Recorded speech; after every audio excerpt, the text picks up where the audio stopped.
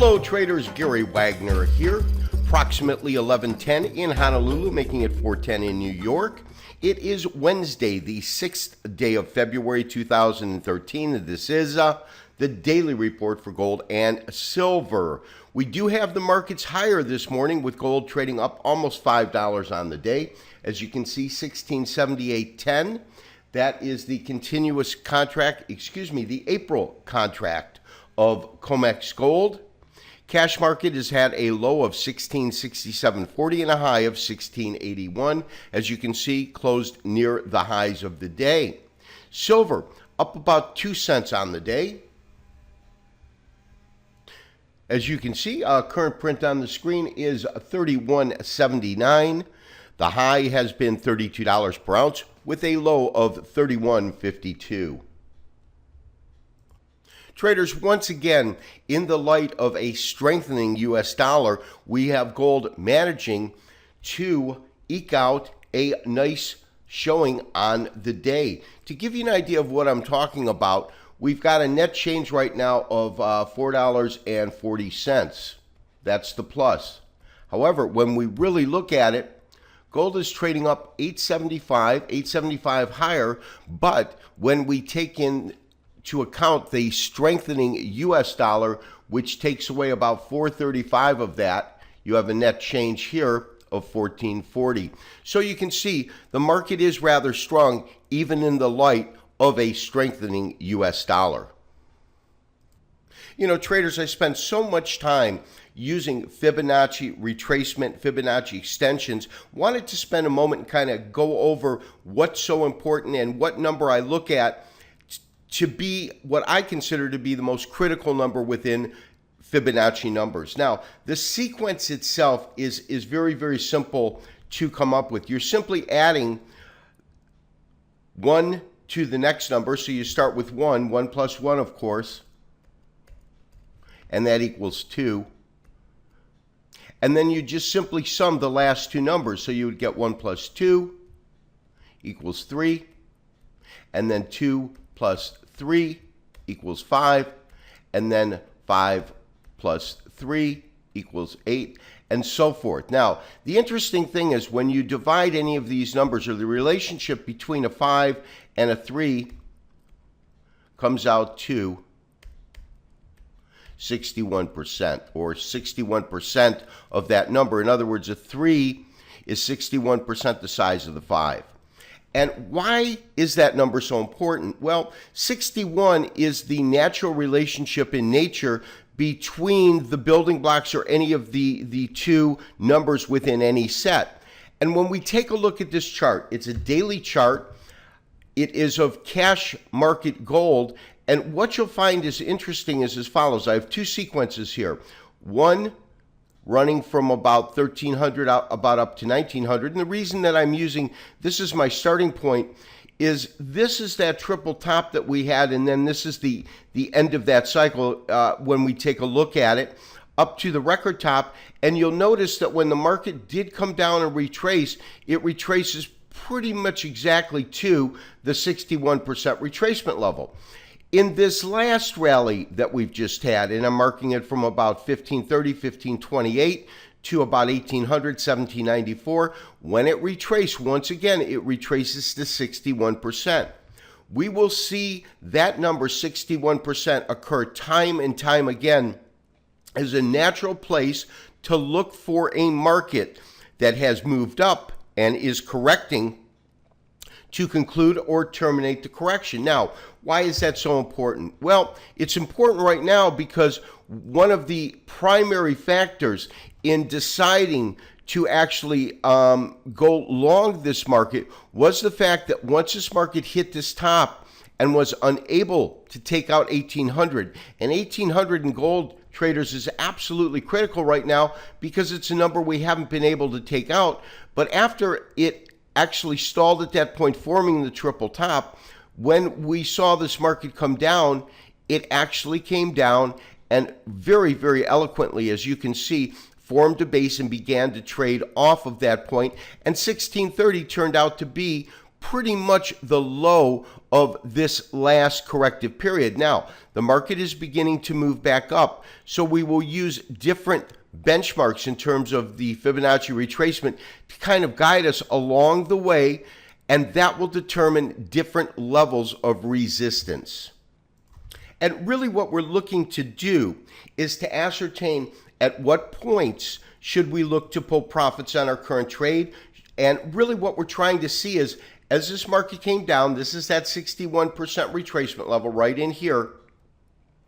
As it moves back up, it's going to find natural resistance at certain points. Now, go 61, 50%, 38%, 23. Now, 50 is truly not a Fibonacci number, but stock traders have been using it. I don't feel it has the same kind of merit or validity that these other numbers do. But let's take a look at the current resistance in the marketplace. Current resistance in the marketplace, this is a 38% retracement, 1693. And you can see that on at least a couple of occasions, this market has attempted to trade and take that area out, but it's run into some pretty stiff resistance here. Now, as this market moves back up, this is our next level that we are going to look for to see if it finds any kind of resistance. It's still about, what, a little shy of $20 from there, but we want to see how it reacts at that point should the market continue to go up, 1693. 1700 is the key level, and we have that with other Fibonacci sequences that are not this short, or ratios, excuse me, that are not this short of a time sequence. And what we are going to look at, we've got 1693. Let's assume that we're fortunate enough to see a test and move above 1700. I really think that we'll have some more strong resistance at 1731.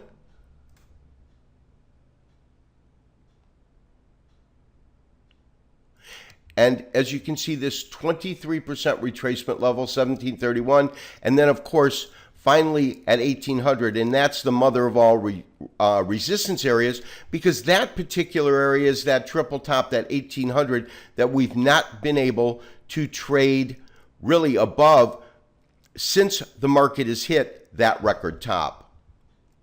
Now, traders, to me, the real key is going to be, if this market continues higher, and I believe that it should, but if this market continues higher, how is it going to react as it gets to this resistance drawn by this set of descending highs? Of course, we have our bottom support line right in here, and that is characteristic of a market that has had a series of higher lows. But one thing is clear, and that is that these ranges are getting tighter, and as the ranges get tighter and as we approach the apex of this corrective triangle here, my belief is that we should see a strong release of energy as the market moves up and moves up past that. Now, in terms of our count, because we are in such a nebulous area, we could easily still see it really pan out or unfold as 1, 2, 3, 4, 5, or maybe 4 and then a thrust, or we could have really concluded 2 here. In either case, to me, what is critically important is how the market reacts if and when, and I think the question is more when it reaches this resistance area, will we see a large release of energy or not? Now, the one market that's been on an absolute tear has been the platinum market. We're looking at a weekly chart, continuous contract to platinum, and as you can see, 1707, it was up about, $25 today. It's a Japanese average chart that we're looking at. But as I look at the potential for profits in this market, once I looked at this weekly, I'm instantly reminded of the kind of fall when we saw platinum really fall out of bed, and this is back, of course, in 2008. Record high, almost at $2,400 per ounce, actually a little bit higher.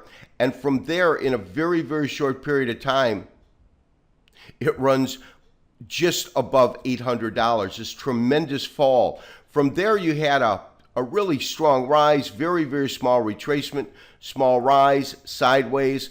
And then, of course, it's been trading, or it's been range bound between 1,400 and 1800 in the same way that gold has been range bound.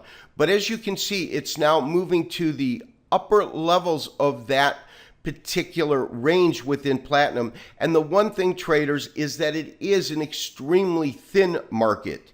And therefore, if you think that gold is a thin market, it's not. Silver can be rather thin, but platinum is, in terms of volume and open interest, it can be a very thin market. So as we formulate some sort of strategy, the first thing we always want to draw our attention to is the kind of move that this market can make in a short period of time. Now, in terms of silver, silver has been performing quite nice for us. There's no doubt. Up a little bit, it has been inverse to gold over the last couple of days. In other words, gold was moving up and silver was moving down. But the areas that we want to pay very close attention to right now, we're at 3180, 3181. That's that 50% retracement point, as you can see right here, and we're right there. I believe that we shouldn't have difficulty here. We've got this one little top that we want to pay attention to, just above $32. And then I think in terms of some real resistance, we really won't see it if in fact it can break above these tops here till we get just to about $33, 38% retracement level. And I believe that our current target right now should be around $33 per ounce.